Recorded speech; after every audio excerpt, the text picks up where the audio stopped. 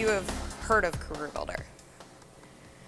Good, we still have good brand awareness, so I could maybe save some money on that study.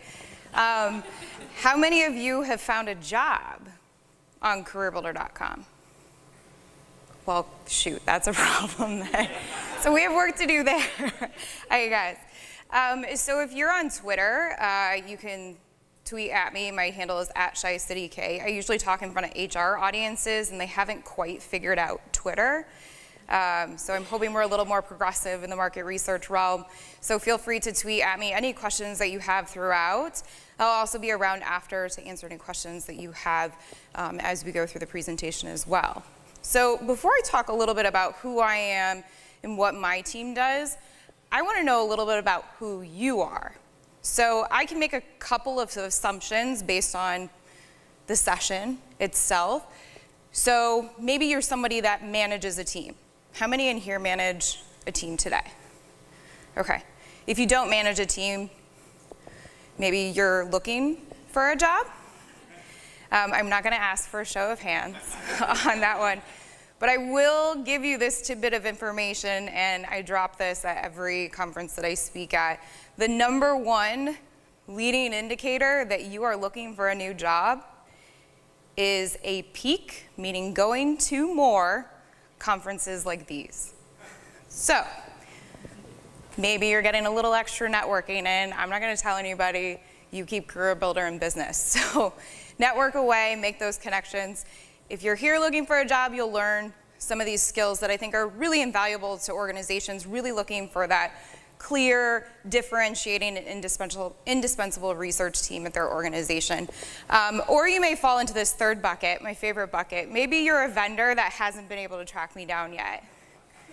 So if you're in the room, don't worry. I am not ignoring your emails on purpose. I've been on vacation and traveling the last few weeks, so if you are a vendor that's been trying to get my attention, I will be around later as well. So to give you a little context about who I am, because this is going to shape the point of view that I have through this presentation, and what skills that I'm finding are pretty indispensable for a research function, I think it's important to understand how our team is structured today and what types of research we focus on at CareerBuilder. So the big one, I only work on B2B research. How many of you knew that CareerBuilder has B2B products? Great. It's a little known secret unless you are an employer buying products to help you find the right talent. We've done a little bit of undercover work over the last few years of making some strategic acquisitions in the software space. So if you ask people that work at CareerBuilder who CareerBuilder is, most of us do not identify ourselves as CareerBuilder.com. Most of us identify as a human capital software solutions company. So the audience that I'm talking to most frequently are HR professionals, talent acquisition professionals, recruiters, and staffing firms. So just to get that out of the way, I do a lot of B2B research, and that's the type of researcher that I'm looking for on my teams. Our team resides within corporate marketing. How many of your research functions live within a marketing entity in your organization? What are some other areas? Do you have your own separate function? Separate research function? Anybody? Sales, brand? Okay. Where? Okay. R&D, okay. Yeah, so we're in corporate marketing on the B2B side. So that team consists of myself, product marketing, events marketing, lead generation marketing, and marketing analytics. So that frames up our teams. We are a sales-led organization attempting to move into being a product-led organization. How many of you work for a sales-led organization today? Isn't it super fun? Being a part of a sales-led organization can be a little bait and switch. It's difficult to work in a sales-led organization because you have to get sales to care about the research that you're doing, otherwise nothing else will get done. When you're a product-led organization, the conversation's a little bit different. So I'm excited that we're making that shift there, because I think once we're more of a product marketing-led organization, marketing will have a little bit more of a voice in the direction that the company heads. My team is small.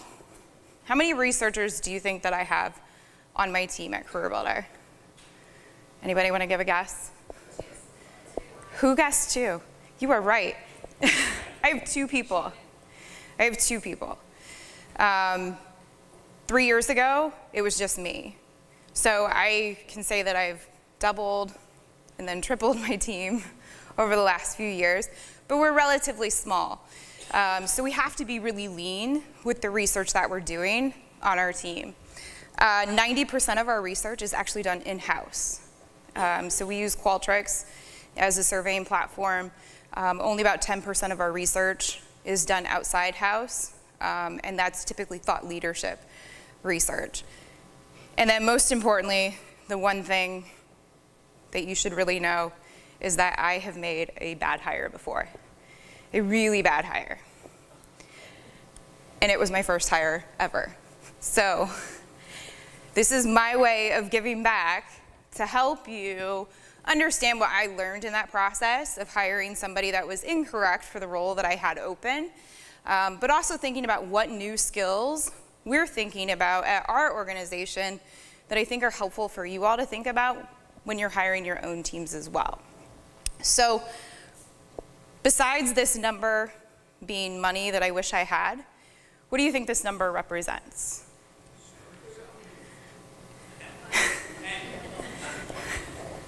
This is the average cost of a bad hire. I think this is extremely low because I don't think this calculates salary. This is just logistical company overhead costs of making a bad hire. So it's important that we think about who we're hiring into our organization because we're costing our company money that we could probably use towards a fantastic research study every time we make one of these bad hires. So what we'll talk about first, I want to give you a brief overview on skills, just so that we're on the same page about what skills truly mean. And then I'm going to walk through those 6 skills. And then I'm going to give some tips on how you can hire or train for those skills today.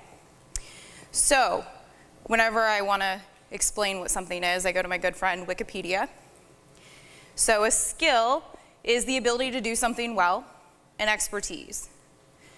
But how many have heard hard versus soft skills, right? So how many of you, actually no, you should probably hire for both. So hard skills, if you think about hard skills, these are more requirements. So these are aptitudes that you need to do the job well. Soft skills, these are a little nuanced. They're a lot harder to find on a resume. They're a lot harder to find in an interview. They're really hard to gauge, which is why bad hires happen all the time, because soft skills aren't really measurable. So what I'm going to talk about in this is that harder part, because I think that's where all of us need a little bit more work when we're looking for the right person at our organization, is how do I hire for some of those soft skills, and how do I do that in an efficient way to give me a higher probability that I'm making the right hire at my organization. So when you think about skills that you need, I love analogies when I'm telling presentations. So think of what you're hiring for as a perfect blend between hard and soft skills. My favorite ice cream is vanilla chocolate twist. Anybody else's favorite? It's the best of both worlds. You can't make a decision, so you just get both. But really, when we're thinking about hiring skills, we should be looking at how can we find somebody that has the perfect blend of both the required skills that we need, but also some of those softer skills, those intangibles that make them a unique hire to our organization and to our culture. How many of you hire for generalists? So your researchers are jacks of all trades in your organization. Anybody do that? A couple of you? How many of you mostly hire specialists? So people are really strong at certain methodologies. Okay. So it's a balance of both. You know, there's a lot of studies on which way is better than the other, but once again, it's more about the blend. So I like to think that I hire generalists who have just enough of a specialist in them to be dangerous. I made this, isn't this beautiful? It's amazing what Google Images can spit out to you these days. But it's really about figuring out what works best for your organization. For me, this is what works for such a small team. I can't afford to hire only specialists, otherwise we would maybe do 2 research studies a year. I need to hire more generalists so that I can accommodate more requests, but I hire somebody who's a strong statistical person, and then I hire someone who's a really good marketer on my organization. So I figure out that balance within my team. So the 6 skills that I think are required today for the next generation research function, I'm just gonna get this one out of the way. We should all be hiring for this. This is not a shocker. So don't worry, the rest are not disappointments. I'm not gonna put up things like accuracy after this, but we should be hiring for accuracy. The only thing that we have in research is the accuracy of the data that we provide. So we need to make sure that whoever we hire is able to be an accurate researcher. Urgency. So we'll talk about this a little bit more in depth on why this is an important skill for us to start hiring for. Visualizers. So I know this is not a word, but it's important that we hire people that are great at visualizing data into meaningful ways. Storytellers. I didn't count this year, but how many tracks talked about storytelling this year? It's a big buzzword within our industry, is having storytellers on your team, and it's still really relevant. Marketers. I debated between marketer or salesperson. I think marketer is a little bit more encompassing of what the skill actually is. And then finally, networkers. These are the six skills that I think are critical for the next generation research function. And I'm gonna walk through each one of these more in depth. So accuracy and attention to detail, no brainer here. We need to have accuracy. As I mentioned, it's one of the only things that we can truly hang our hat on, especially if you have a smaller team. How many of you have a team less than 5 people? It's critical that every single person on our team is accurate. And this comes from experience. Made a bad hire who was not quite accurate. You would think that that would be table stakes for a research position, but this person did not enjoy attention to detail quite the way that they probably should have. So we need to really consider how to hire for accuracy. And there's a few ways that I've learned how to do this, but it's important for us to know that accuracy is important because at any given time, 40% of all data within an enterprise is either missing, wrong, or incomplete. So this scares me a little bit because we're making a lot of business decisions on data. But what I really enjoy about this stat is that to me, this is competitive advantage. So the more accurate my team can be in the data that we're providing back to the business, the larger competitive edge we have against some of our largest competitors in our industry. So how do you hire for accuracy? Well, one way that I've started to do this is I actually provide a fake report, and I go through and I transpose numbers, and then I give them the data set and ask them to QA the report. If they miss even one, I'm probably not going to proceed with that person. Because that's how attention to detail I need someone to be on my team when going through and QAing reports. Bonus. Do you hate spelling mistakes, grammar issues? I'm a stickler for formatting as well. You can screw around with that too in the report and see how many of those they catch as well. So 2, what's important here is an internal sense of urgency. I can't teach someone to be more urgent than they are today. Some people are not built to be urgent people. Maybe people living in California are not as urgent as New York people. Part of our team at CareerBuilder, our corporate office is in Chicago, and our tech team is in Atlanta. The culture difference between the pace that our tech teams work versus our sales and marketing teams is vast, to say the least. So when I think about a sense of urgency, the first thing that comes to mind is analysis paralysis. We're all guilty of doing this at some point in our research career. We've probably had a really cool study that we just got really deep into. But we can't afford to hire people that fall into this trap anymore these days. And the reason being, the biggest frustration that people have with research today is that we move at the pace of turtles. How many of you execute research studies in less than 4 weeks? Less than 3? 2? How many of you can do a survey start to finish in a week? A day. We're gonna get there at one point, right? This is why guys like these have disrupted our industry. Because every sales guy that works at CareerBuilder thinks they know how to do a survey on SurveyMonkey. One of the best pieces of advice that I heard at an organization, at a conference like this, she said that she contacted her IT team to have SurveyMonkey's domain blocked from their internal servers. I was like, that's an interesting idea. But I don't want to discourage people from doing research. That's not my goal. I want people to actually love and be engaged with research, so I don't mind when our sales guys are doing SurveyMonkey surveys. I really don't. But it's the point that if we don't execute fast enough, they're gonna go do it themselves. And that discredits our whole research function entirely. So it's important that we move way faster than we do today. So how do you look for an internal sense of urgency?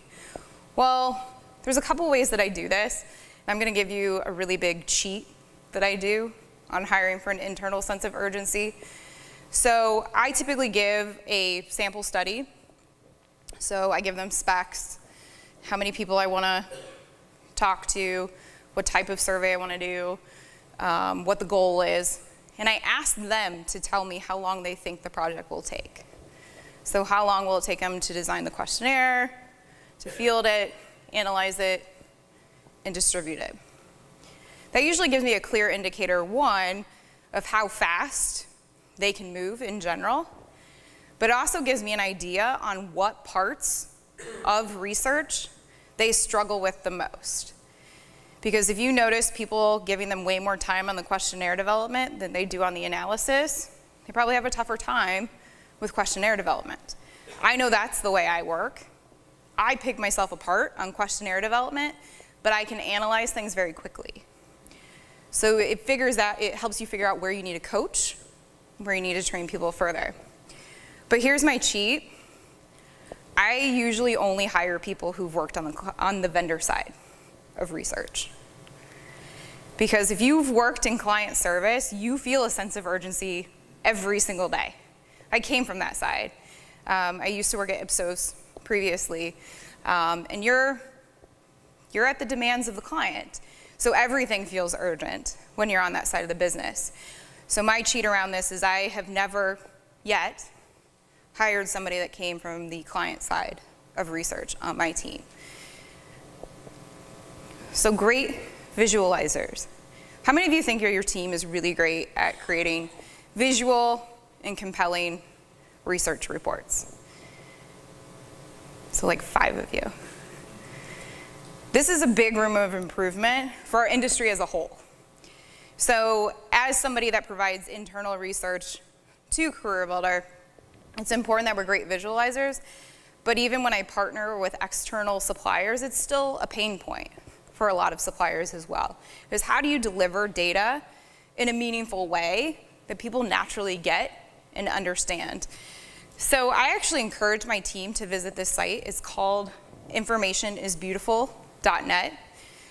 Tableau actually has a really great public site on some great data visualizations.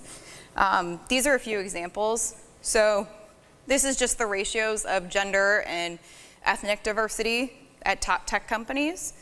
So pretty clear. There's not a lot of context on what this chart is telling you, but you can naturally pick it up. Another one that's a favorite of mine. So all of these movies were based on a true story. This actually documents minute by minute what part of the film was actually true or not true. So if you thought The Imitation Game was really real life, it's not. It'd be interesting to see our current political debates in this context.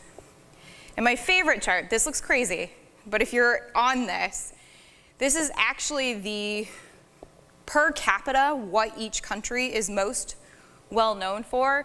You probably can't read it from here, but what do you think the US has the highest per capita ratio of? You can see it. Serial killers. So, great job. There's some other interesting ones here. Argentina is known for horse meat.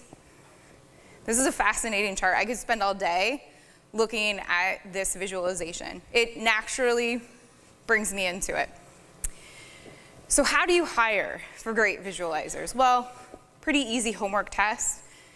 Give somebody you're interviewing a raw data set and ask them to visualize it for you. My bonus, I actually then take what they give me and put it in front of a salesperson and ask the salesperson, do you understand what this means? And if they don't, I'm probably not going to hire that person. Because sales is my biggest stakeholder for the research we're doing. And if they don't get it and don't use it, it's dead in the water for our organization. So 4, knowing how to tell a story. So bringing it back here, 5 stages of building a great story. Simple, emotional, truthful, real, and valid. I don't know why we needed 3 things to tell us not to lie, but that's really what those last 3 are. Just make sure that what you're saying is true and authentic. So when you think about storytelling, how can you train each of your people to do this? Storytelling is natural for humans to do. It's what sets us apart from primates for the most part, is that we have the ability to tell stories and put together themes. But how many of you feel that your team is really great at storytelling? Yeah, 1 person, 2, 3. It's difficult. When we think about researchers, we're not always the most gifted presenters or storytellers. So this is something that just gets better with practice. So training your team to practice this over and over and over again, putting them at conferences like this, and getting them to tell stories to people that they don't know. I have a couple really great books that I personally love on this topic. If you have some sort of book club at your organization that you share best practices with, the book on the left is actually a book that I read in college, and I will date myself. So I was in college in 2004, my senior year. I took this persuasive communication course, and it's The Psychology of Influence by Robert Cialdini. Of all the books that I've read in my life, this is the one that I always recommend people read, because there's so many best practices in here that you can use, not only in your business life, but in your personal life. It works really well on my boyfriend, a lot of the persuasion techniques that are in there. Another one that I've recently read, how many of you have read books by Seth Godin before? He's a fantastic author, and he writes things in very simple ways. This is a super quick read. You could read that book in less than 2 hours. Really great marketer on this. The title is All Marketers Are Liars, and it crosses out liars, and it says tell stories. So he gives some best practices on how you can get better at telling stories through a marketing lens. So how do you hire for storytellers? Simply ask somebody to tell you a story. This is awkward. This is 100% the most awkward question you can ask anybody in an interview. When you just look across the table at somebody and say, tell me a story, people get a little weird on you. So you can get a little more descriptive on this. You can say, tell me a story about what you did over the weekend. Tell me a story about something that happened to you recently that was funny. Tell me the story about how you got engaged. Any kind of story that you would want them to share with you, get descriptive. But ask them to see how they put together a story and tell that to you. And put it through the lenses. Was the story simple? Was it true? And did I emotionally connect to it? Did I feel like I was there with that person when they were telling that story? The other way that you can do this, if you don't like asking awkward interview questions like I do, you can give them an unstructured research report. So many times when we're doing research, I know I report like this. I data dump in a report, not eco-friendly, but I then print it out, and then I play around with where things go to figure out the story of the research that I'm doing. So give them sort of a data dump of research and ask them to organize it in a way that tells a story. That's another good way to hire for that. So being a marketer, like I said, I toyed between, is this marketing or is it sales? And I changed this to marketer because at a recent customer event that we did, we had Dawn Hudson come and speak. Anybody know who Dawn Hudson is? Probably wouldn't, but she is the Chief Marketing Officer for the NFL, the first female CMO that the NFL has had. And she said this line that has stuck with me. She said, marketing is efficient sales. I couldn't agree more because I work in marketing. So I think that marketing is a little bit more of an important skill than having just a sales background, because you need to think about all the components of marketing when you're a market researcher. So back when I was in college, it was 4 Ps. I think now it's up to 7 in some books that I've seen.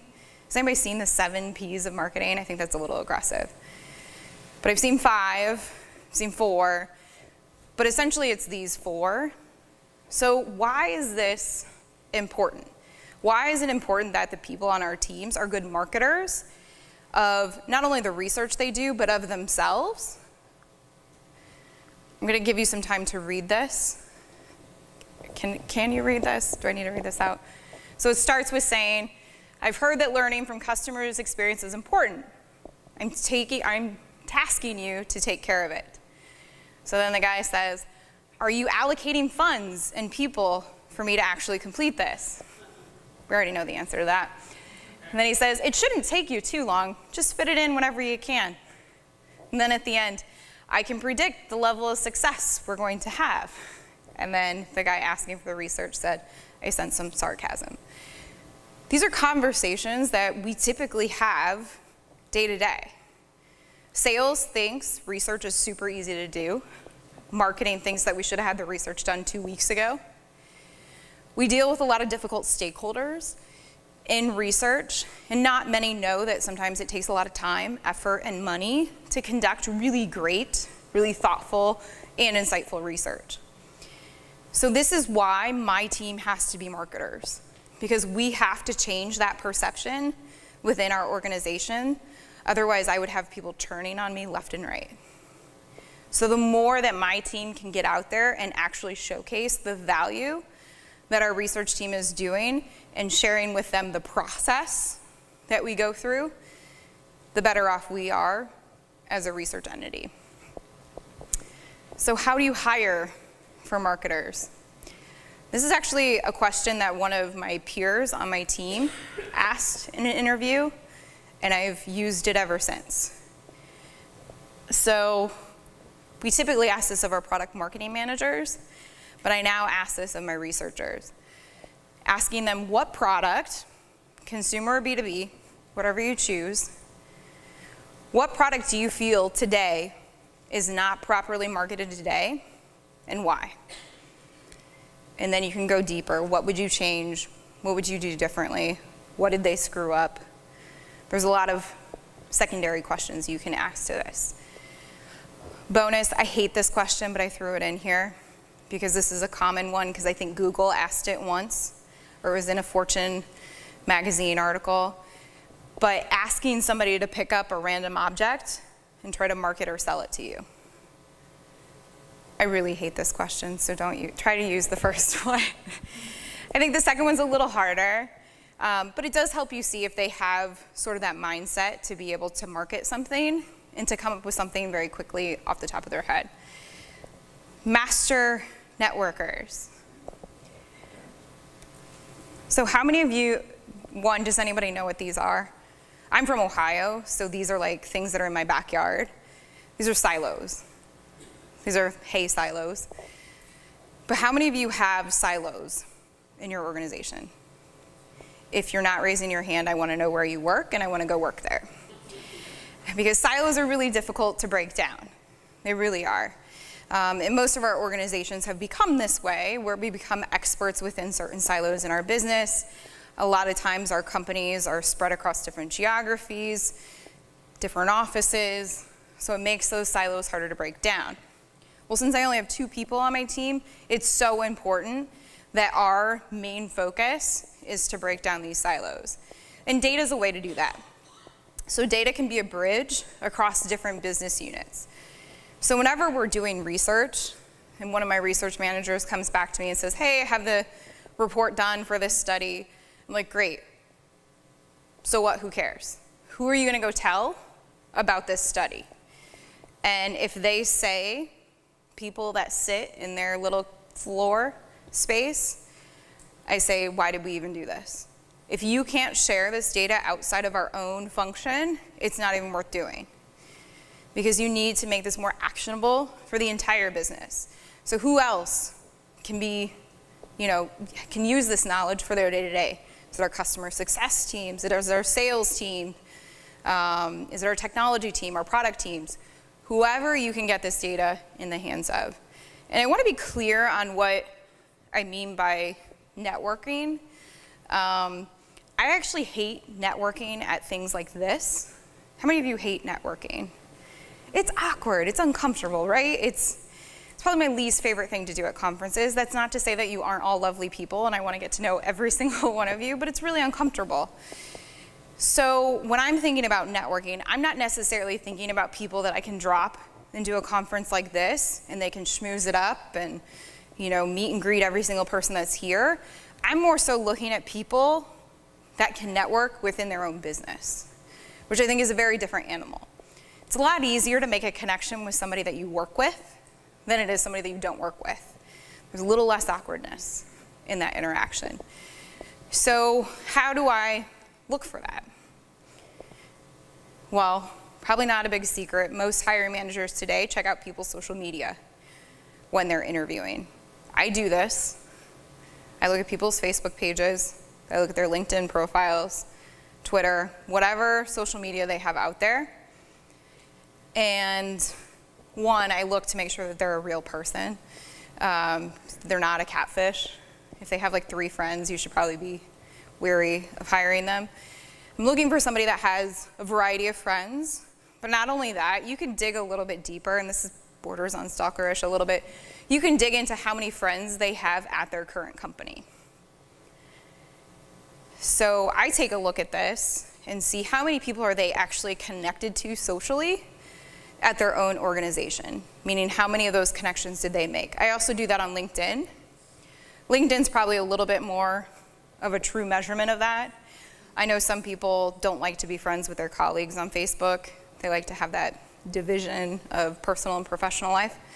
But you can block this information. This is information that sometimes you cannot see if it's not publicly available. So another way that you can ask this is what cross-functional teams have they partnered with before? Or ask them to talk about a cross-functional collaborative project that they've worked on previously and ask them how that went.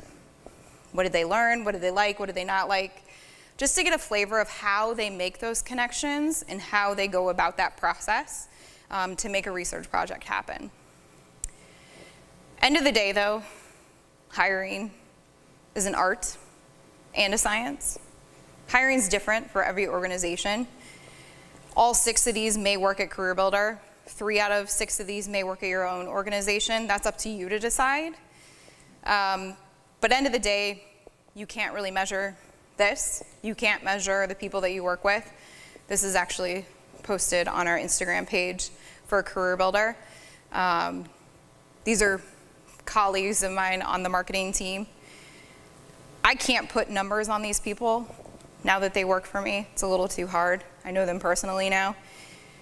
But it is that art and science, that emotional component does play a factor as well. Your gut plays a huge factor in hiring as well.